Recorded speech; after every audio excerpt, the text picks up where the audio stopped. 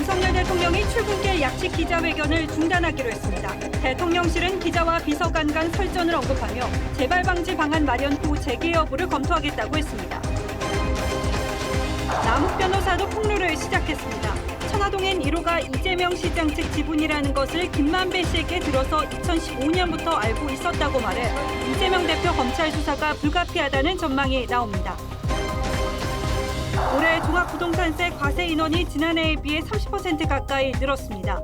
서울에서는 4-5집당 한 집꼴로 내게 됐습니다. 우리 축구대표팀이 월드컵이 펼쳐질 경기장 잔디를 받고 최종 점검에 들어갔습니다. 한국의 첫 상대 우루과이는 경계 대상 1호로 손흥민을 꼽았습니다. 정부 보조금을 받아 전기 트럭을 반값에 산 뒤 되팔아 1,000만 원에 가까운 차익을 얻는 이들이 늘고 있습니다. 남부지역 가뭄이 심각합니다. 여수 광양국가산업단지는 섬진강 물을 끌어올 계획을 추진하고 있는데 내년 봄에는 광주 도심도 제한 급수가 불가피할 것이라는 전망이 나옵니다.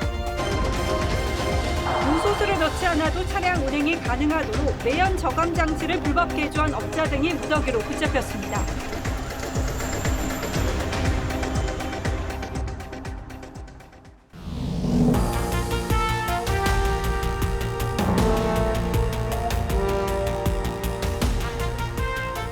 시청자 여러분 안녕하십니까? 뉴스9의 신동욱입니다.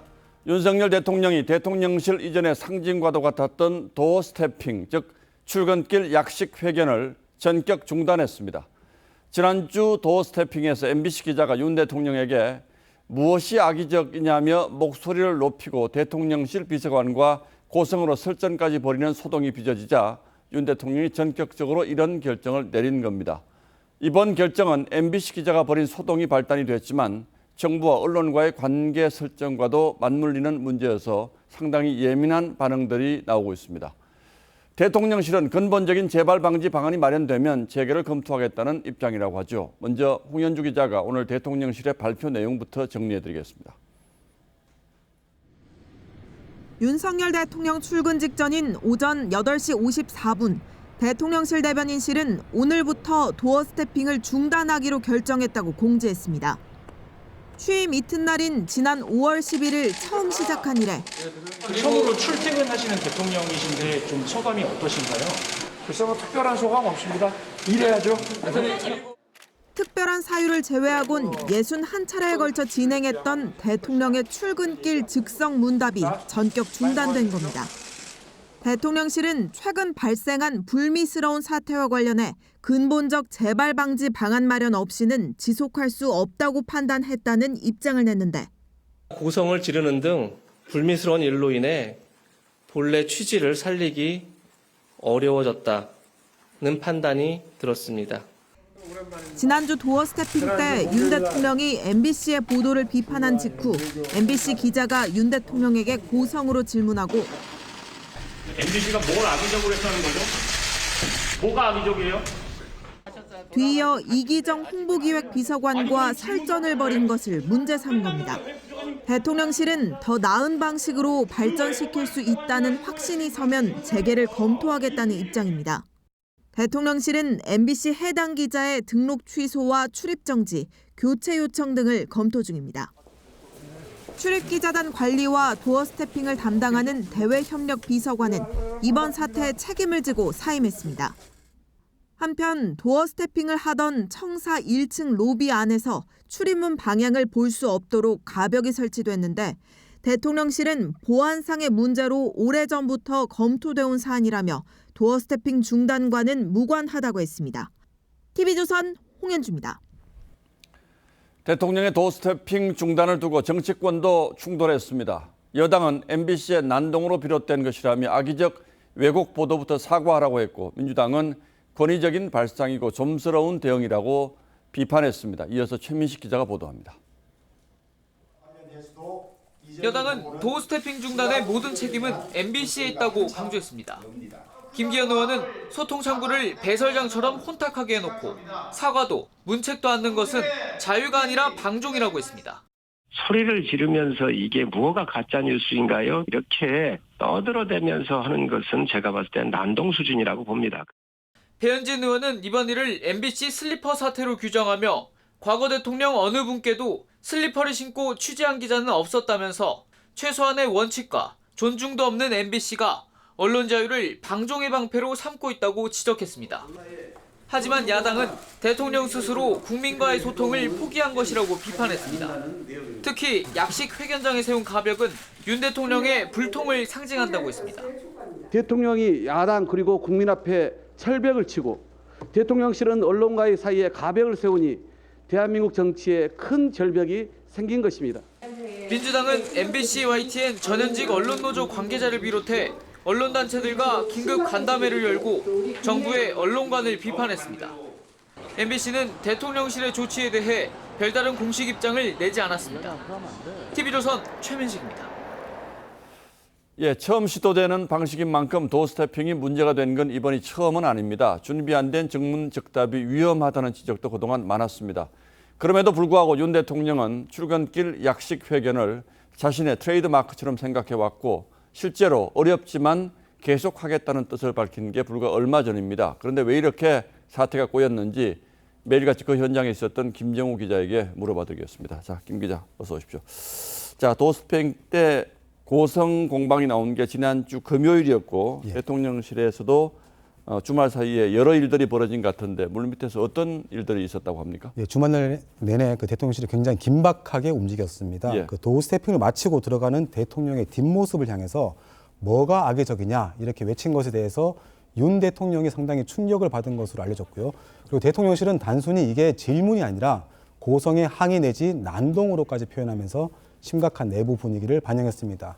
그래서 이런 상황이 재발해서는 안 된다는 공통된 기류가 형성이 됐고요. 그리고 해당 기자에 대한 조치가 필요하다는 결론에 도달한 것으로 보입니다. 예, 오늘 대통령실의 공식 발표를 보면 재발 방지 방안이 마련되면 재개할 수 있다 이런 입장이 나왔는데 이 재발 방지 대책이라는 건 일단은 해당 기자를 교체하라는 겁니까? 이게 가능한가요? 예, 그게 일단 뭐 규정상으로는 가능은 합니다. 그 대통령실은 이제 뭐 품위 손상 행위와 같은 이유로 그 출입 기자의 등록 취소나 또 출입 정지 그리고 출입 기자의 교체 요구와 같은 조치를 취할 수 있습니다. 예. 다만 이걸 하려면 그러니까 운영위원회 그러니까 기자단 간사단의 의견을 적극 반영하게 돼 있는데 그래서 그제 대통령실이 의견을 요청했지만 간사단은 주말 논의 끝에 이번 사안은 대통령실과 MBC가 풀어야 할 문제라며 정리된 의견을 내지 않기로 했습니다. 예, 그러니까 기자실은 입장 내지 않기로 했다 이렇게 예. 정리가 된 거고요.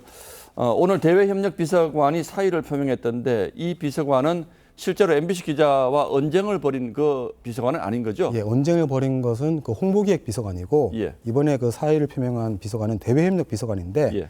그 춘추관장이라고 하죠. 그러니까 예. 과거의 춘추관장. 예, 그렇습니다. 그 출입기자 관리를 총괄하는 자리입니다. 그래서 공식적으로는 그 자진 사퇴 형식을 띠긴 했지만 대통령의 참모가 본인 생각만으로 사의를 표명하는 경우는 많지 않습니다. 예.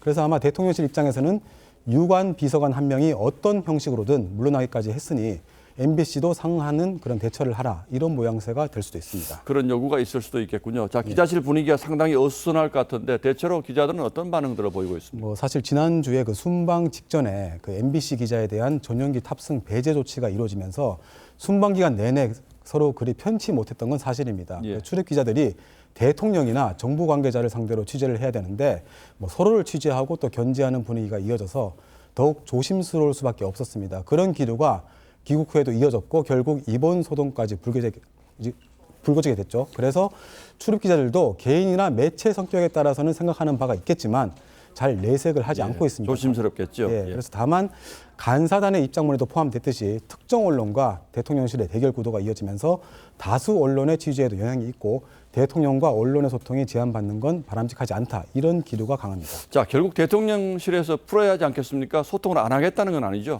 예, 그래서 뭐 도스태핑 형태를 또 그 이제 방식을 바꾸는 방안이 대통령실 안팎에서 거론되기는 하는데 현재 대통령실은 구체적으로 검토한 바 없다 이런 입장입니다. 다만 정례적으로 앉아서 뭐 간담회를 한다든가 그런 언론과의 소통을 다른 형태로 갖는 방안도 모색 중인 것으로 전해졌는데 예. 뭐 언론과의 소통을 이어간다는 큰 기조에는 변화가 없다고 합니다. 자, 정치 권력과 언론이 항상 긴장 관계에 있어야 한다는 말이 있긴 합니다만 이번 경우는 꼭 그런 범주에서 판단을 할 수 있는 문제인지 그것도 좀 의문스러운 특이한 경우군요. 예, 그렇습니다. 예, 김정우 기자 잘 들었습니다. 예. 대장동 관련 중요 재판이 이어지면서 새로운 증언과 진술들이 쏟아져 나오고 있습니다. 오늘은 이 사건의 핵심이라고 할 수 있는 대장동 수익 배분과 관련한 새로운 진술이 나왔습니다. 대장동의 핵심 설계자 가운데 하나인 남욱 변호사가 재판에 나와서 천화동인 1호의 실소유주가 사실상 이재명 대표 측이라는 취지의 폭탄 발언을 했습니다. 이 대표가 대통령이 될 거라고 생각해 미리 털어놓지 못했다고도 했습니다. 대장동 사업의 인허가권자인 이 시장의 재선을 위해서 선거 자금을 댔다는 증언도 했습니다. 서영일 기자가 취재했습니다. 구속기간 만료로 1년여 만에 석방된 남욱 변호사. 구치소를 나올 땐 굳게 입을 다물었지만 천화동인 1호 실소유주는 누굽니까? 석방 후 출석한 대장동 재판에선 작심하고 입을 열었습니다. 법정에서 소상히 말씀드리겠습니다. 남 변호사는 2015년부터 천화동인 1호 지분이 이재명 당시 성남시장 측 지분이란 걸 김만배 씨로부터 들어서 알고 있었다고 말했습니다. 2014년 지방선거 당시에는 성남시장 재선을 노리던 이 대표 측에 김만배 씨를 통해 4억 원 이상 전달했다고 주장했습니다. 그러면서 김 씨가 이 시장 재선 과정에 역할을 해 정 실장, 김 부원장과 친해져 의형제까지 맺었고 나중에 천화동인 1호 지분을 이 시장 측이 갖기로 합의하게 됐다고 덧붙였습니다. 시장 측으로는 정진상 실장과 김용 부원장을 구체적으로 지목했습니다. 남 씨는 이와 별개로 2018년 지방선거를 앞두고 김 씨가 정 실장에게 선거 비용을 줬다고 했습니다. 그동안 검찰 조사에서 관련 내용을 말하지 못한 이유는 대통령 선거도 있고 겁도 났기 때문이라고 털어놨습니다. TV조선 서영일입니다. 천화동인 1호는 말 그대로 1호라는 상징성 때문에 실소유주가 누구냐는 의문이 끊이지 않았습니다. 지난 대선 기간에는 이른바 그분 논란이 있었죠. 처음엔 이재명 대표란 의혹이 터져나왔고 검찰은 유동규 전 본부장이라고 잠정적으로 결론을 내렸는데 수사와 재판 과정에서 정진상, 김용이 지목된 데 이어서 다시 화살표가 이 대표 쪽으로 향하고 있습니다. 송민선 기자가 그분 논란사를 정리했습니다. 대장동 개발 사업에 참여한 천화동인 1호 법인의 서류상 소유주는 김만배 씨. 지난해 대장동 사건이 터지면서 실소유주는 이재명 당시 더불어민주당 대선 후보가 아니냐는 의혹이 불거졌습니다. 김 씨가 대장동 팀 정영학 회계사에게 천화동인 1호 절반은 그분 것이라고 말한 것으로 알려졌기 때문입니다. 하지만 김 씨는 천화동인 1호의 실소유주는 자신이라고 말했습니다. 천화동인 1호 실소유주 누굽니까? 그거는 바로 접니다. 당시 검찰도 실소유주 그분은 유동규 전 본부장으로 잠정 결론 내렸습니다. 하지만 김 씨가 유 전 본부장을 그분이라고 부르진 않는 사이로 드러나면서 다시 혼란에 빠졌습니다. 대선 이후 검찰이 다시 대대적인 대장동 수사에 나섰고 유 전 본부장은 최근 정진상 실장과 김용 부원장의 지분도 있다고 검찰에 진술했습니다. 그분 논란에 이 대표의 측근까지 가세한 셈인데 남욱 변호사가 이재명 시장실 지분이 있다고 말하면서 다시 화살표는 이 대표 쪽으로 방향을 틀었습니다. 하지만 25일 구속만기 출소하는 김 씨는 여전히 천화동인 1호가 자기 거란 입장입니다. TV조선 송민선입니다. 검찰은 이재명 대표와 정진상 실장을 정치적 공동체라고 규정한 데 이어서 대장동 사건을 지자체 권력을 사유화한 부정부패 사건이라고 강조했습니다. 이 사건의 핵심이 이재명 대표라는 사실상의 선언으로 들립니다. 물론 법적으로 어떤 책임을 물릴 수 있는지는 좀 더 지켜봐야겠습니다만 이제 검찰과 이재명 대표의 한판 승부는 피하기 어렵게 됐고 또 피할 수도 없게 됐습니다. 이 대표와 관련해서 검찰이 주목하는 부분은 김복은 기자가 정리했습니다. 지난 18일 영장심사에서 8시간의 치열한 공방 끝에 정진상 실장을 구속시킨 검찰. 당시 검찰은 대장동 사건을 지방자치 권력을 사유화하고 이권에 개입해 사익을 추구한 전형적인 부패 사안이라고 강조한 것으로 전해졌습니다.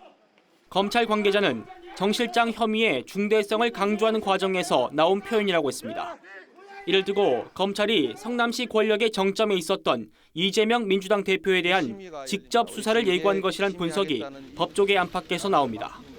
앞서 검찰은 정 실장 압수수색 영장에서도 이 대표를 107번 언급했고 두 사람을 정치적 공동체로 규정하기도 했습니다. 검찰은 이 대표가 민간업자들이 대장동 사업에 참여할 수 있도록 관련 문서에 자필로 지시하고 초과이익 환수 조항을 두지 않은 이유 등에 주목합니다.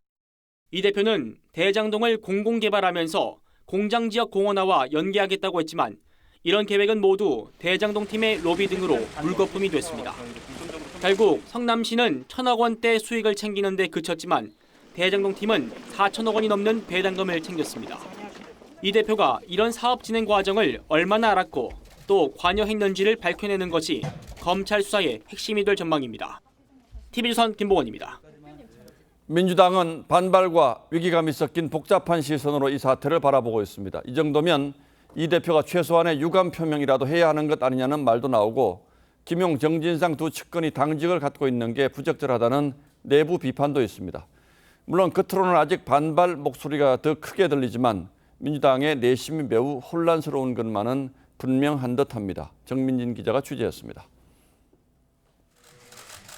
자신의 최측근인 정진상 실장 구속 후 공식 석상에 처음 나온 이재명 대표는 정치 탄압 주장을 되풀이했습니다. 국가 역량을 야당 파괴에 허비하고 있어서 안타깝습니다. 당 지도부도 불법 정치자금 수수 혐의를 받는 김용 부원장과 정진상 실장에 대한 징계에 선을 그으면서 두 사람 모두 당직을 유지하고 있습니다. 네, 아직까지 좀 당무기가 열리지 않고 있는 이유가 있을까요? 나중에 또 때 되면 필요하면 여는 거죠. 네.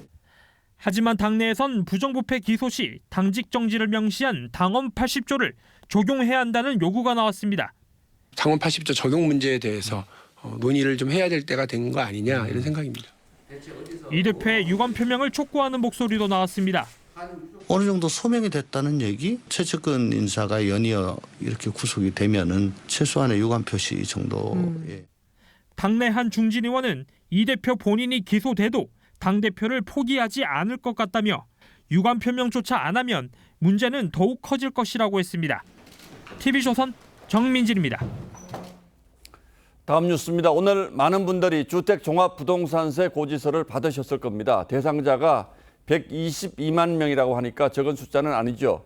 그런데 상당수는 지난 정부 시절 집값 폭등으로 앉아서 종부세 대상자가 된 사람들이어서 지금 집값과는 좀 괴리가 있다는 불만들이 많습니다. 배상윤 기자가 취재했습니다. 서울 영등포구의 한 아파트. 지난해 12월 전년 면적 161제곱미터가 40억 5천만 원에 거래됐는데 최근 33억 원대로 떨어졌습니다. 그 사이 같은 면적의 공시지가는 20% 넘게 올랐습니다. 문제는 종합부동산세 과세액이 공시지가 기준이라는 겁니다. 납세자들은 집값은 추락하는데 더 많은 세금을 내야 하는 상황에 분통을 터뜨립니다.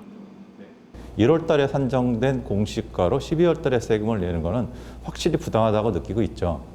정부 세금을 내기 위해서 빚을 추가로 내는 경우도 많습니다. 올해 종부세 과세 대상자는 약 120만 명으로 2005년 종부세 도입 이후 처음으로 100만 명을 넘어섰습니다. 이들이 낼 세금 규모만 약 4조 원에 달하는데 5년 전에 비해 약 10배 늘어났습니다.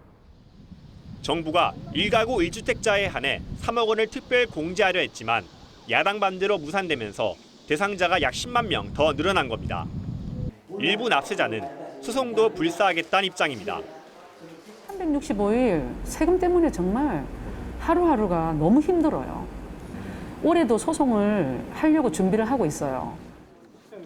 도입 당시 상위 1%를 겨냥했던 종부세가 대중세로 변질했다는 지적이 나오자 정부는 종부세 부담을 2년 전 수준으로 되돌리겠다고 밝혔습니다.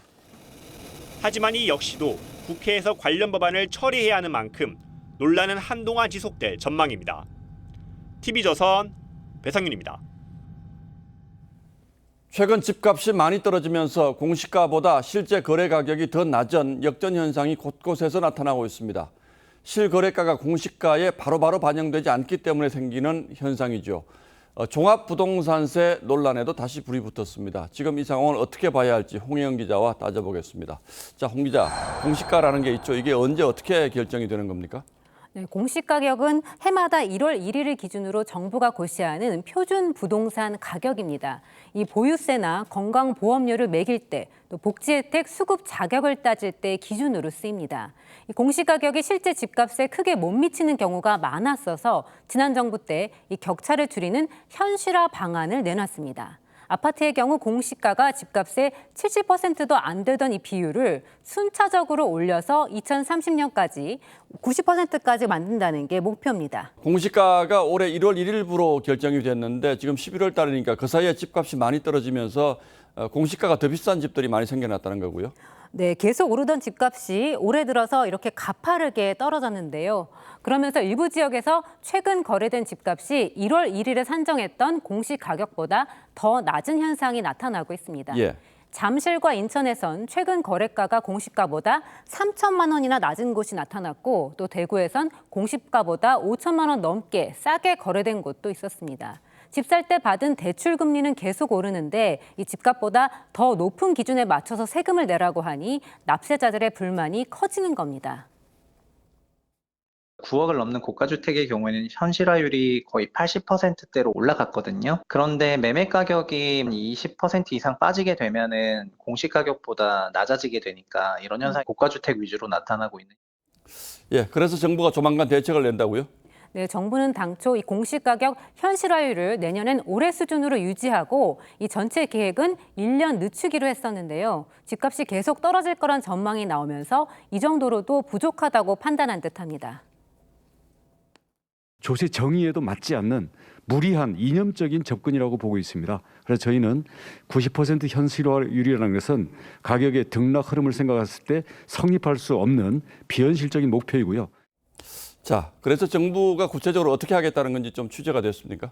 네, 일단 내년 공시가격 현실화율을 올해보다 낮춰서 보유세 부담을 줄이는 데 무게를 두고 있습니다. 이 관심은 어느 정도까지 낮추느냐인데요. 원희룡 장관은 문재인 정부가 공시가격을 손보겠다고 발표했던 2020년 이전 수준으로 환원시키겠다고 했습니다. 예. 2020년에 공동주택 기준으로 평균 69%였으니까 그 수준으로 되돌리겠다는 겁니다. 국토부는 내일 두 번째 공청회를 열고 이르면 이번 주 안에 수정 계획을 발표할 것으로 보입니다. 예, 이러면 이번 주 안에 정부 대책이 나온다는 거군요.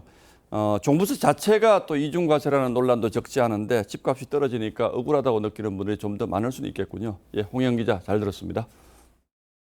호남 가뭄이 갈수록 심각해지고 있습니다. 이례적인 상황에 여수 광양 국가산업단지도 물 부족에 시달리고 있습니다. 급해진 산단은 섬진강에서 산업용수를 끌어오는 방안까지 추진하고 있는데 이 섬진강 어민들이 강하게 반대하고 있어서 진통이 예상됩니다. 정아람 기자입니다. 전남 순천 주암댐입니다. 저수율이 31%까지 떨어지며 바닥을 드러냈습니다. 주암댐에서 하루 70톤을 공급받는 여수 광양산단도 산업용수 확보에 비상이 걸렸습니다. 수자원공사 등이 하루 20톤인 섬진강 취수량을 늘리는 방안을 검토하자 섬진강 인근 어민들이 강하게 반발하고 나섰습니다. 더 달라. 그건 말도 안 되는 소리죠. 어민들을 2번 죽이고 3번 죽이는 일이라고. 2년 전 홍수 피해로 줄어든 제첩 생산량이 아직 회복되지 않았기 때문입니다. 어민들은 공업용수로 강물이 더 빠져나가면 염분이 높아져 제첩 서식 환경이 훼손된다고 주장합니다.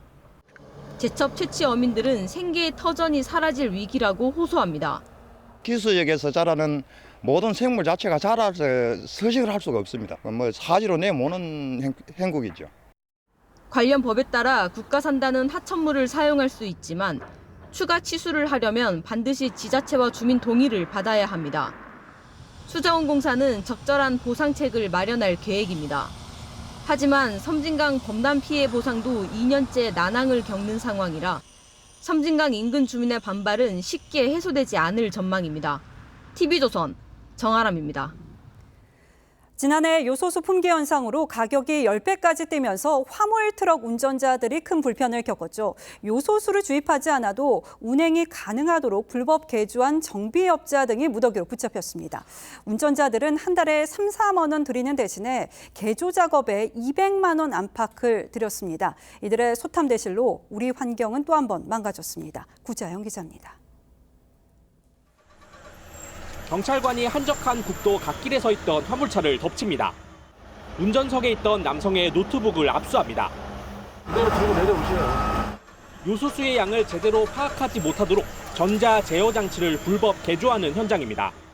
매연 배출을 줄이는 요소수를 제어 장치가 확인하지 못하면서 매연 저감 장치는 무력화됩니다. 화물차에 요소수를 넣지 않고 운행하면 발암 물질을 지닌 매연 배출량은 최대 10배까지 높아집니다. 화물차는 보통 한 달에 한 번씩 요소수 30에서 40리터를 보충하는데 지난해 말 품귀 현상으로 10리터에 10,000원이던 요소수가 10만 원까지 오르자 불법 개조가 성행했습니다. 요소수가 파동을 할 때 바로 그냥 거길 찾아갔죠. 서로 다 알고 있으니까요. 프로그램을 조작하는 데 걸린 시간은 20분가량. 정비업자 A씨 등 3명은 건당 최소 120만 원에서 많게는 180만 원을 받고 프로그램을 조작해 지난해 초부터 지난 9월까지 1억 6,800만 원을 챙겼습니다. 경찰은 A씨 등 정비업자 3명과 화물차 기사 110명을 붙잡아 검찰에 넘겼습니다. TV조선 구자영입니다. 요즘 중고차 시장에 신형 전기트럭 매물이 적지 않습니다. 정부 보조금을 이용해서 전기트럭을 반값에 산 뒤에 곧장 되팔아서 1,000만 원에 가까운 차익을 얻는 이들 때문인데요. 사실상 보조금 먹튀지만 정부는 손을 놓고 있었습니다. 소비자탐사대 전정원 기자입니다. 서울의 한 중고차 매매단지. 내부 비닐도 채 뜯지 않은 전기 트럭이 매물로 나왔습니다. 온라인 중고차 매장에도 신형 전기 트럭이 곳곳에 보입니다. 전기차 2개. 구매를 하셨다가 전기차를 이제 사용 안 하시려고. 신형 전기 트럭이 중고 시장에 쏟아져 나온 건 일부 소유자가 보조금 차익을 노리고 내놨기 때문. 출고가 4,300만 원짜리 1톤 전기 트럭의 경우 정부와 지자체로부터 보조금을 2,100만 원까지 받으면 사실상 반값에 살 수 있습니다. 이를 바로 중고 시장에서 3천만 원 안팎에 되팔면 1,000만 원 가까운 차익을 챙길 수 있는 겁니다. 보조금 깡이죠 뭐. 그거를 목적으로 소비자가 구입을 하고 딜러한테 그 수수료를 준 다음에. 여기에다 최근 차량 반도체 수급난으로 신차 출고가 지연되고 보조금까지 선착순 마감되자 기다리다 못한 수요자까지 중고 시장으로 눈을 돌렸습니다. 그 금액을 아는데 누가 더 주고 살 사람이 대한민국에 누가 있겠어요. 울며 겨자 먹기로 뭐 어쩔 수 없으니까. 결국 보조금이 엉뚱하게 줄줄 새는 셈이지만 이를 걸러낼 제도적 장치는 허술합니다. 전기트럭은 보조금을 준 지역에서만 팔면 바로 매매에도 보조금 반환 의무가 없고 의무 운행 기간 2년도 차량 소유권과 함께 이전돼 부담이 없습니다. 그 뒤에 처음 산 사람이든 간에 전기차가 최대한 많이 돌아다니도록 해가지고 대기질을 개선하겠다는 게 저희 목표인 건데. 전문가들은 노후 경유차 소유자에게 전기트럭 구매 우선권을 주는 등 실수요자에 맞춘 대책이 필요하다고 입을 모읍니다. 노후화된 디젤차를 폐차한다는 전제 조건으로 도리어 운행상의 인센티브나 세제 혜택 쪽으로 돌려주어서 정부는 뒤늦게 전기트럭 중고차 매매 모니터링을 강화하겠다고 했습니다. 소비자탐사대 전정원입니다. 세금으로 운영되는 서울의 청년창업센터가 민주당 선거운동에 동원됐다는 정황이 드러나 검찰에 고발됐습니다. 해당 센터 컴퓨터에서는 당원 명부와 특정 국회의원을 후원한 영수증 등이 발견돼서 관할 구청도 감사에 착수했습니다. 장동욱 기자입니다. 서울의 한 청년창업센터. 세금으로 운영되어 온 곳인데 이곳 컴퓨터에서 더불어민주당의 당적 증명서와 당비 납부 확인서 등 파일이 줄줄이 발견됐습니다. 파일 목록에는 지난 총선이 치러진 2020년의 당원 명부와 올해 대선 관련 민주당의 청년 서울 유세 계획안, 민주당 소속 A 국회의원 후원 영수증 목록도 등장합니다. 해당 창업센터는 한 청년단체가 양천구로부터 2019년 9월부터 올해 9월까지 3년 동안 위탁 운영해왔는데 센터 대표 B씨는 올해 지방선거에서 민주당 구의원에 당선됐습니다. 올해 위탁 계약이 해지된 뒤 새 사업자가 사무실 컴퓨터를 정리하던 중 이들 자료가 발견됐습니다. 포맷을 시도를 했는데 랜섬웨어에 걸려서 포맷을 할 수 없었던 것 같아요. 45만 개 이상의 파일이 있었고요. 양천구청은 관련 자료를 모두 압수하고 감사에 들어갔습니다. 세금으로 운영되는 서울 창업 카페의 일부가 전화를 활용한 선거 캠프로도 이용되었을 수 있겠다는 김 의원은 해당 센터를 운영한 청년단체와 비구의원 등을 선거법 위반 혐의로 검찰에 고발했고 비구의원은 사실무근이라는 입장을 내놨습니다.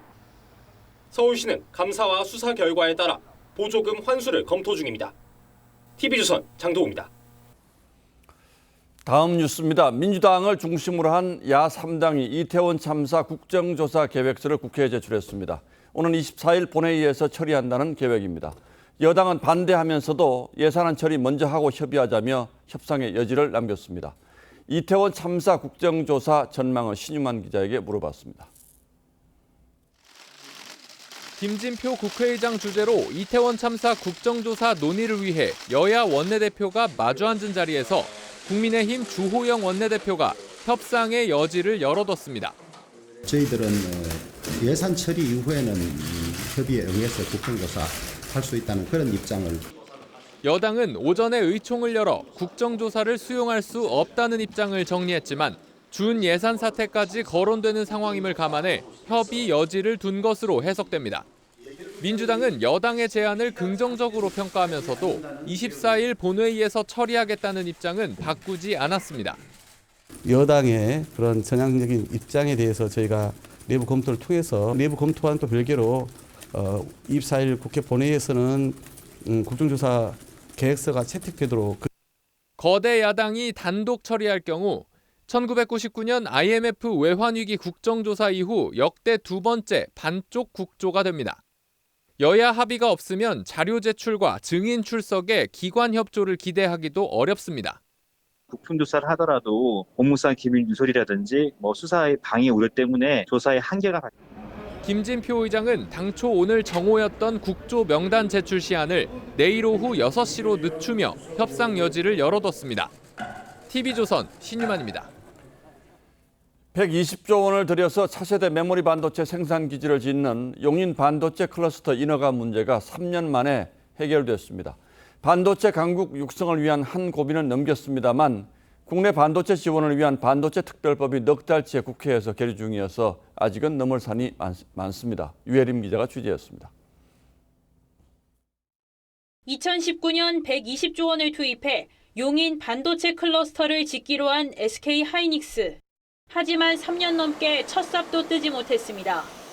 공업용 수를 끌어와야 하는데 여주시 측이 지역경제 활성화 방안이 부족하다며 반대해왔습니다. 소부장 업체 같은 경우를 갖다가 여주 지역에다 같이 유치를 해주면은 서로 상생할 수 있는 거라는 얘기죠. 결국 당정이 나서 중재한 끝에 문제가 해결됐습니다. SK 하이닉스가 여주시 산업단지 조성을 돕고 여주산 쌀 소비 진작 등을 약속한 겁니다. 오늘 드디어 SK 하이닉스와 여주시가 윈윈할 수 있는 대타협점을 찾아내고 27년 상반기까지 첫 번째 팹을 안전하고 그리고 신속하게 완공함으로써 연구개발의 또 중심이 될 수 있도록. 행정 절차가 마무리되며 착공을 앞두게 됐지만 그 사이 각국은 자국 반도체 지원책을 속속 발표하며 추격에 나섰습니다.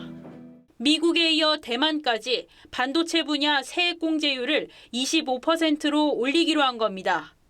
우리나라도 이 세액 공제율을 20%로 올리는 반도체 특별법이 발의됐지만 넉 달째 국회 문턱을 넘지 못하고 있습니다. 정말 총탄이 난무하는 전장에서 우리 기업들은 돌과 화살만 쥐고 있는 상황이거든요.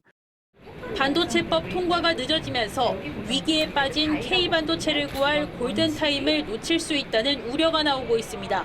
TV조선 유혜림입니다.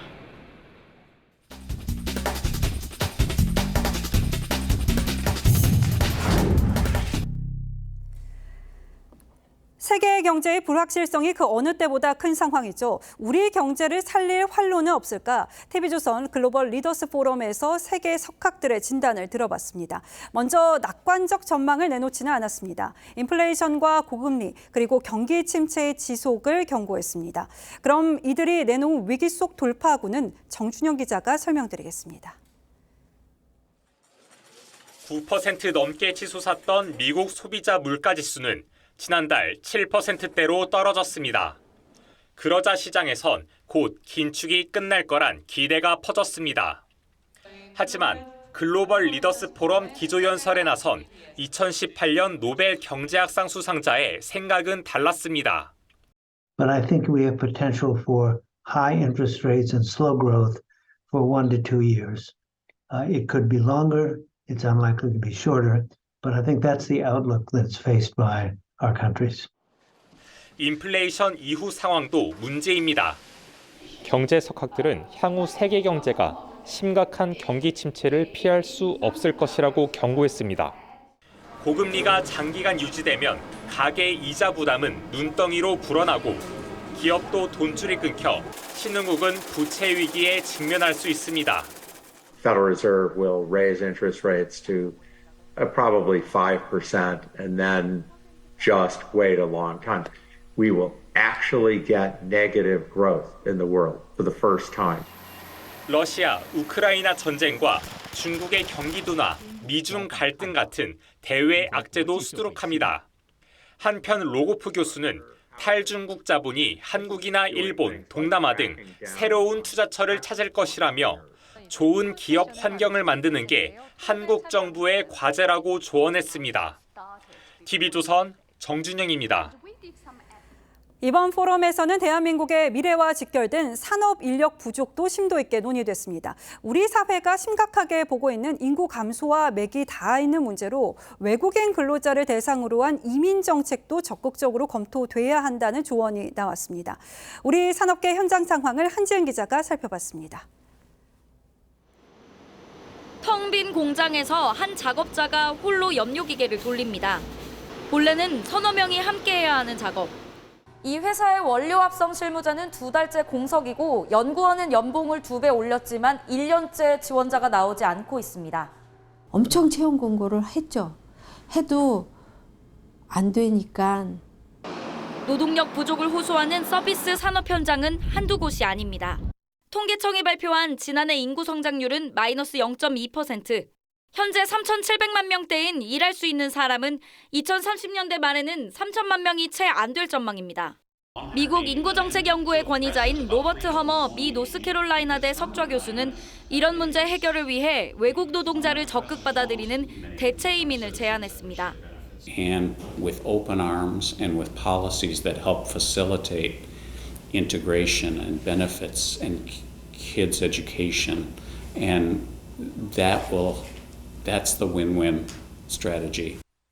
같은 문제를 겪은 일본의 경우 비슷한 방식으로 노동력 부족 해결은 물론 인구 다양성도 높였다는 분석이 나왔습니다. 다양한 이민 유인책과 함께 이들의 국내 연착륙을 위해 이민청 설립 등 과감하고 전향적인 검토가 필요하다는 권고도 있었습니다. TV조선 한지은입니다. 인도네시아 서자바주에서 오늘 오후 규모 5.0의 지진이 발생했습니다. 건물이 무너지면서 최소 10명이 목숨을 잃었고 700명이 넘는 사람들이 다쳤습니다. 지진 발생 지역에서 70km 떨어져 있는 수도 자카르타까지 건물이 흔들려서 시민들이 대피했습니다. 변지영 기자가 보도합니다. 곳곳에 지붕이 쓰러지고 도로도 움푹 파였습니다. 무너진 건물 잔해 사이로 긴급히 구조가 이뤄집니다. 인도네시아 자바섬 치안주르 지역에서 규모 5.6의 지진이 발생한 건 현지 시간 오늘 오후 1시 20분쯤. 여진이 25차례 이어지면서 적어도 50여 명이 숨지고 700명이 넘는 사람들이 다쳤습니다. 산사태가 발생했고 병원과 학교 등 수십 채의 건물이 피해를 입어 사상자는 더 늘어날 가능성이 큽니다. Desa Padaluyu, Kecamatan Cugenang, hasilnya banyak rumah yang hancur, memerlukan alat berat, dan juga banyak. 이번 지진은 치안주르에서 70km 떨어진 수도 자카르타에서도 감지됐습니다. 내부가 흔들리면서 고층 건물에서 근무 중이던 시민들이 긴급 대피하는 소동까지 벌어졌습니다. 이른바 불의 고리라 불리는 환태평양 조산대에 위치한 인도네시아는 지난해 1월에도 술라웨시 섬을 강타한 규모 6.2의 지진으로 100여 명이 숨지고 수천 명의 이재민이 발생했습니다. TV조선 변재영입니다. 승자 없는 러시아와 우크라이나 간 전쟁이 소모전 양상으로 흐르고 있습니다. 유럽 최대 원전 시설인 우크라이나 자포리자 원전에 다시 폭격이 가해졌습니다. 방사능 유출 우려까지 있지만 우크라이나와 러시아는 상대국이 벌인 일이라면서 책임 공방을 벌이고 있습니다. 황정민 기자입니다. 전력난으로 칠흑같이 어두운 우크라이나 밤하늘에 거대한 섬광이 번쩍입니다. 이미 수차례 포격으로 6기 중 5기 가동이 중단된 자포리자 원전에 다시 포탄 10여 발이 떨어졌습니다. 러시아는 공습을 부인했지만 Киевский режим не прекращает провокации с целью создания угрозы техногенной катастрофы на Запорожской атомной электростанции. 원전 운영사는 우크라이나가 전력을 다시 생산하지 못하게 하려는 러시아의 소행이라고 밝혔습니다. 진실 공방이 이어지는 전쟁 속에 일각에선 휴전론이 대두되지만 젤렌스키 대통령은 핵 안전과 에너지 안보 보장, 포로 석방 등 엄격한 종전 조건이 받아들여져야 한다는 입장입니다. На відміну від пустої брехливої російської риторики про нібито їхню готовність до якихось там переговорів. 헤르손을 탈환한 기세를 몰아 올겨울 크림반도까지 진격하고 점령지를 모두 되찾을 때까지 전투를 이어가겠다고 했습니다. 개전 이후 9개월 동안 우크라이나에서는 어린이 437명을 포함한 민간인 8,300여 명이 목숨을 잃었습니다. TV조선 황정민입니다.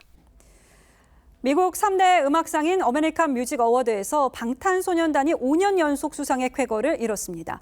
올해 신설된 K-팝 아티스트상도 BTS가 거머쥐었습니다. 이루라 기자입니다. 방탄소년단이 쟁쟁한 후보들을 제치고 페이버릿 팝 듀오 그룹상을 수상했습니다. AMA 역사상 이 부문의 상을 4번 연속 가져간 것은 BTS가 처음입니다. 팬들의 직접 투표 방식을 택한 AMA는 팬덤이 강한 방탄소년단과는 뗄래야 뗄 수 없는 관계입니다. 2018년 소셜 아티스트상을 시작으로 지난해엔 대상격인 올해의 가수상, 그리고 올해까지 5년간 BTS가 챙긴 트로피만 무려 11개에 달합니다. 이번 시상식에서 주목된 부분은 단연 K-팝 아티스트 상입니다. K-팝 장르가 신설된 것은 처음인데 블랙핑크, 트와이스 등을 제치고 BTS가 수상의 영예를 안았습니다. 일부 팬들 사이에서는 K-팝을 본상에서 제외하려는 꼼수성 특혜라는 의구심도 제기됐지만 K-팝의 인기와 높아진 위상이 더 큰 이유라는 주장에 무게가 실립니다. 이제 최근 몇 년간 어떤 시상식 자체의 화제성이 떨어지다 보니까 K-팝이라든지 다양한 아이돌 음악 품어서 좀 붐업을 시키겠다는 의도가 분명히 있을 거예요. 이날 팝 가수 테일러 스위프트는 대상까지 거머쥐며 6관왕을 차지했습니다. TV조선 이루라입니다.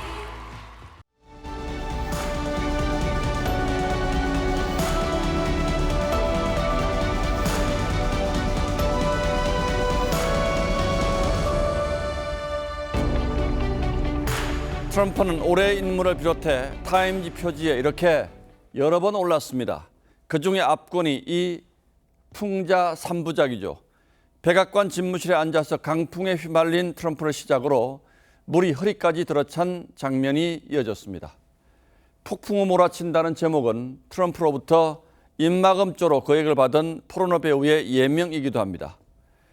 세 번째 표지에선 목까지 차오른 물속에서 허우적댑니다. 대선 선대본부장이 유죄 판결을 받고 개인 변호사가 유죄를 인정해 궁지에 몰렸을 때였죠. 트럼프는 재임 중엔 기소를 면했지만 여러 혐의들로 수사를 받고 있습니다. 하지만 그는 잘못한 게 없기 때문에 기소될 리 없다고 주장합니다. 그가 어떤 사람인지 잘 보여주는 일화 한 대목 소개하겠습니다. 인터뷰에서 마중물이란 말을 거론하더니 반문합니다. 마중물이라는 말 들어는 봤나요? 그러고는 엊그제 내가 생각해낸 멋진 말이라고 했습니다. 이 마중물은 경제학의 거두 케인즈의 명언인데도 말이죠. 김용 부원장에 이어서 정진상 실장까지 이재명 민주당 대표의 최측근이 구속되면서 민주당이 이른바 사법 리스크의 회오리에 깊이 빠져들었습니다. 정 실장이 구속된 날 오후 당 안팎 친명계 의원 7명이 촛불 집회 연단에 올라 윤석열 대통령 퇴진을 외쳤습니다. 야당이 대통령 퇴진을 외치는 건 그야말로 정치적 구호입니다. 탄핵이 아닌 한 사실상 그럴 방법도 없습니다. 때문에 크게 의미를 둘 필요도 없습니다. 하지만 지금은 사정이 어디 그렇습니까? 야당 대표가 사법 리스크의 늪으로 깊숙이 빠져드는 상황이죠. 그래서 야당이 국민적 참사를 정쟁으로 이용하고 대통령 퇴진 집회에 올라탄 형국으로 보일 수밖에 없습니다. 민주당이 판검사를 형사처벌하는 법 왜곡죄 법안 통과를 벼르는 것도 그 수가 훤히 들여다 보입니다.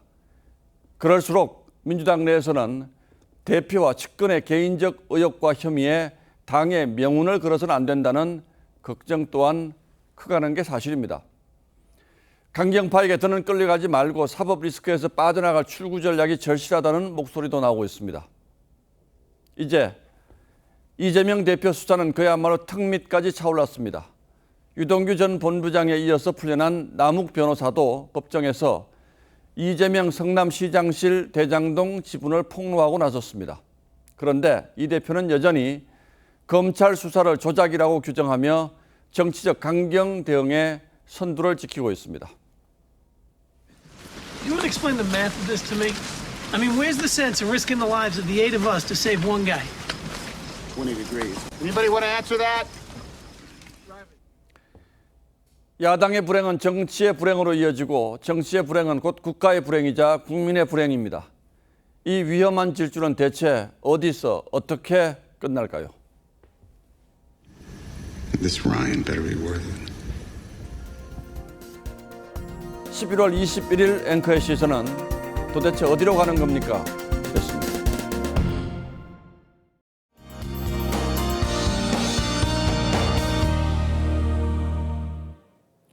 내일은 우산 챙기셔야겠습니다. 전국에 비가 내리겠는데요.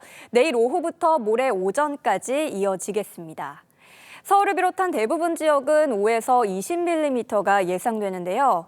다만 동해안 쪽에서는 미리 대비를 좀 잘 하셔야겠습니다. 최고 80에서 100mm가 넘는 곳도 있겠는데요. 특히 내일 밤부터 비가 가장 강하게 쏟아지면서 침수 피해가 우려되고 있습니다. 비가 내리면서 기온은 오늘보다 조금 떨어지겠습니다. 내일 낮 기온은 서울과 청주가 14도가 예상되고요. 남부 지역은 대구가 16도, 전주는 17도가 되겠습니다. 물결은 대부분 해상에서 높게 일겠습니다. 풍랑특보도 예상되기 때문에 안전사고에 유의하셔야겠습니다. 비가 그친 뒤에도 기온이 크게 떨어지진 않겠고요. 주말까지 구름 낀 날씨가 이어지겠습니다. 날씨였습니다. 11월 21일 월요일 뉴스9은 여기서 모두 마치겠습니다. 시청해주신 여러분 고맙습니다.